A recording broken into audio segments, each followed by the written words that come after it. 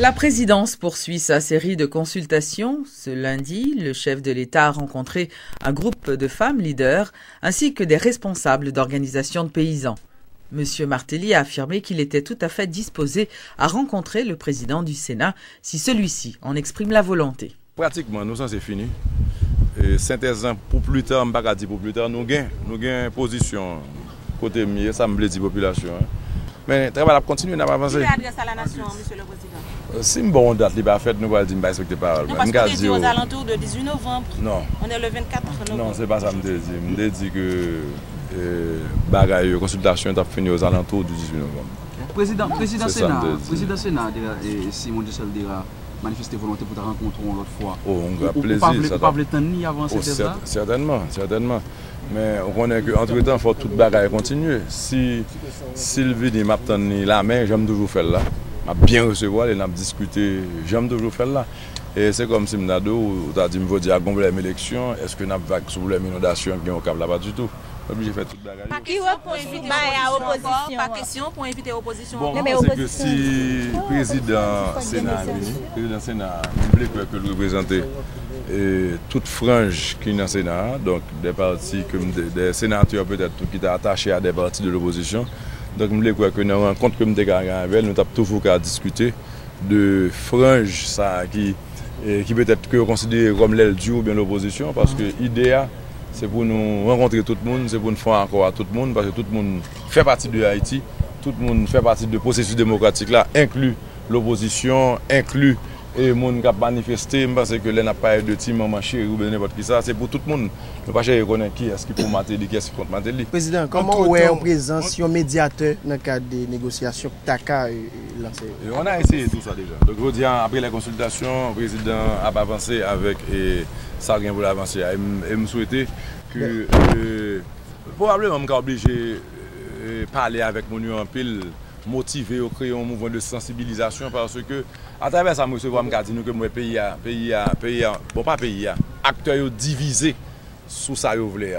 Vous avez rencontré mon matin à 8h, puis mon nan dou faut pas faire CPA, même souvent CPA aucun problème, et puis mon nan aller on le prendre il faut faire CPA. Même bagaille sur constitution, même bagaille sur gouvernement. Donc et n'importe qui ça président t'a venu avec lui là, on va gagner des gens qui peut-être pas qui pas d'accord. Président Martelly dans l'élection, si il dit 68% fait ça, il dit que 32% pas d'accord. Donc à toujours ça. Il s'agit que nous faisons un bon travail de mobilisation, de sensibilisation, de comprendre mon niveau côté de Bralé. Il s'agit tout pour les gens qui recevoir un message là, pour comprendre, pour dire que tout le monde qui font un sacrifice. Ouais, donc, ou bien pour chaque monde, un petit morceau, Jean-Président fait, président a un pouvoir. Que on monde qui a pensé président qui a fait ça, les gens ne pas la personne. Même choisi faire comme ça parce que c'est un modèle pouvoir ça. J'ai besoin de pouvoir pour faire bagaille sans pas qu'un compte de ça. Acteurs yo pensé. Parce que sinon, je n'ai pas besoin de président, parce que le président, je n'ai compte de tout ça, tout le monde dit, je n'ai compte de tout petit pays, que le pour, que le contre. Une délégation d'investisseurs taïwanais est actuellement en visite de prospection en Haïti. Ce lundi, des hommes d'affaires haïtiens, des responsables de différents ministères et du CFI leur ont exposé les opportunités qu'offre le pays. Cette présentation a eu lieu en présence de Hong Tai-Chi, qui est ambassadeur de Taïwan en Haïti. Suivez tour à tour les explications de Norma Powell, qui est directrice du CFI, et de Didier Fizemé, président de la Chambre de commerce et d'industrie d'Haïti. Haïti open, mais comme on a dit, le gouvernement a dit for business, moi-même de CFI, moi dit open for investment, parce que il y a pile possibilités en Haïti et c'est une dynamique qui est créée depuis quelques années et il faut que nous profitions de dynamique ça parce que il y a un pile secteur qui méritait, par exemple le secteur touristique là, c'est un secteur qui pourrait mener un pile investissement secondaire parce que le tourisme est venu, l'hôtel construit, on a besoin de plus de produits, plus du riz, plus manger. Donc elle a porté un pile investissement mais secondaire qui peut accompagner mais investissement mais principal ça. C'est un pile d'investissement qu'on a fait et dans le secteur agro-industriel et agricole. Et par rapport à l'année dernière, il y a une augmentation de 96% de investissement dans le secteur. Il y a même une compagnie mexicaine qui a rentré, qui peut faire production d'une autre façon, qui peut faire production industrielle de légumes et de fruits pour exporter vers les États-Unis. Donc, et ou gain aussi Jovenel et dans le nord-est qui gagne 1500 hectares de bananes et organiques que l'a fait pour le marché européen. Donc, il y a un pile et investissement aussi qui est très intéressant. Il y a investissement qu'a fait dans le café, dans le cacao, etc. Ils ont venu son mission, mais le fait qu'ils ont venu, qu'ils ont fait ça y aurait une visite sur place. C'est très important où prend du point de vue de l'investisseur. Ou sinon, il a arrêté la Kaili, il a fait un Google, il a regardé des photos sur Internet, et il n'a pas venu. Mais le fait qu'il est venu, c'est déjà pas excessivement important dans la mentalité de l'investisseur. Et ces rencontres sont le suivi de la visite que le secteur privé et le président de la République avaient fait à Taïwan en avril. Et nous avons des industriels et des commerçants taïwanais qui sont entrés en Haïti. Quelles sont les possibilités d'investissement et même des possibilités commerciales où ils pourraient vendre leurs produits en Haïti. Et le secteur ciblé, c'est le tourisme, l'énergie, la construction. L'une des plus grandes compagnies du domaine énergétique taïwanais est ici, la Taitung. Ce qui est intéressant pour nous, nous avons une carence en énergie dans ce pays.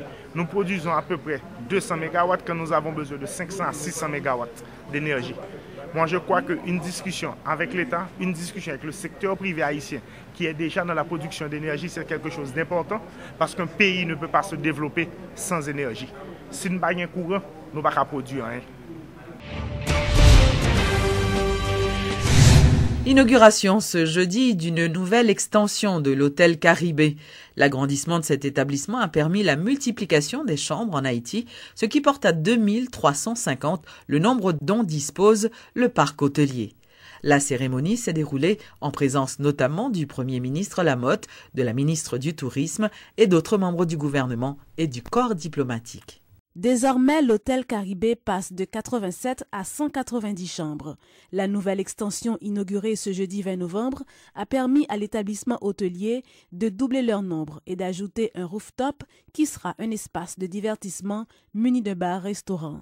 Un projet finalement devenu réalité, se réjouit le PDG du Caribé, Richard Buteau, également président de l'Association touristique d'Haïti. Nous croyons que ce secteur qui est capable d'aider les pays, ce secteur qui a créé des jobs dans la zone qui plus démunis, ce secteur qui a valorisé l'agriculture, ce secteur qui a valorisé le secteur construction, ce secteur qui a valorisé plusieurs autres intrants, concours patrimoine historique, concours patrimoine national.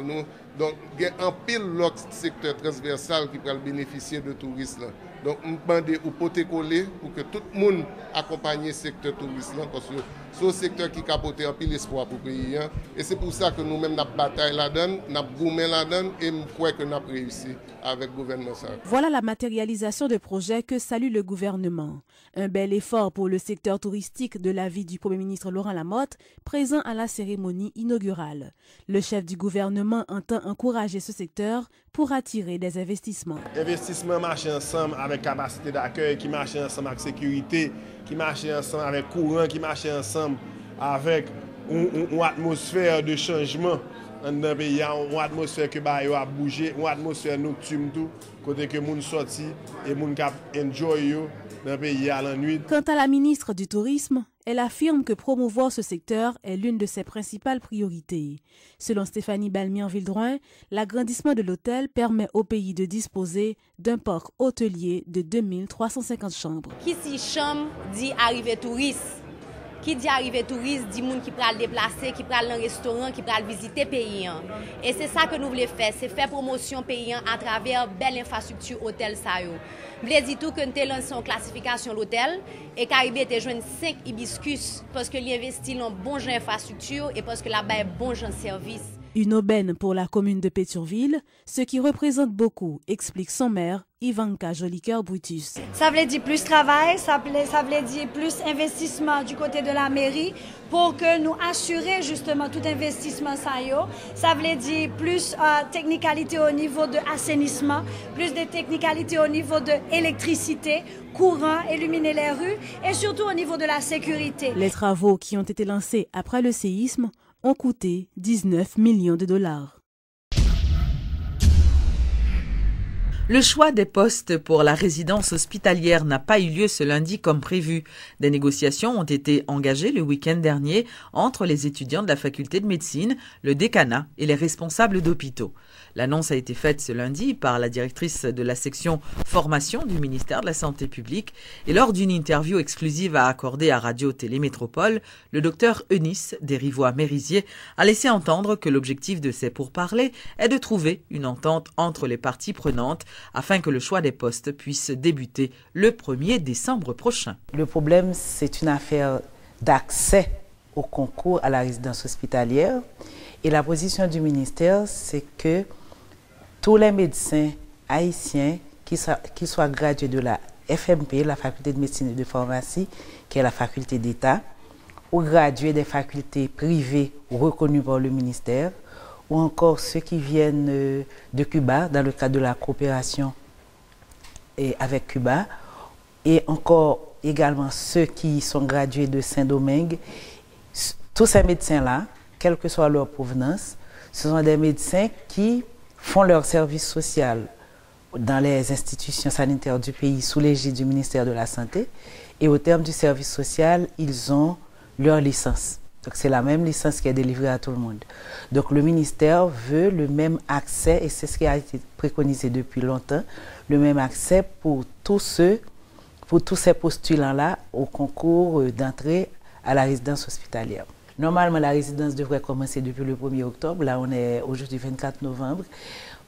Idéalement, là, on espère que ça pourra commencer au 1er décembre si une entente est trouvée entre toutes les parties, et c'est ce qu'on espère.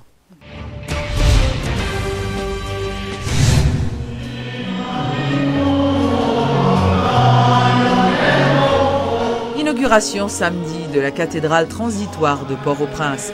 Cette construction provisoire, qui a coûté 3 millions de dollars américains, est érigée à l'espace de l'ancienne cathédrale incendiée en janvier 1991.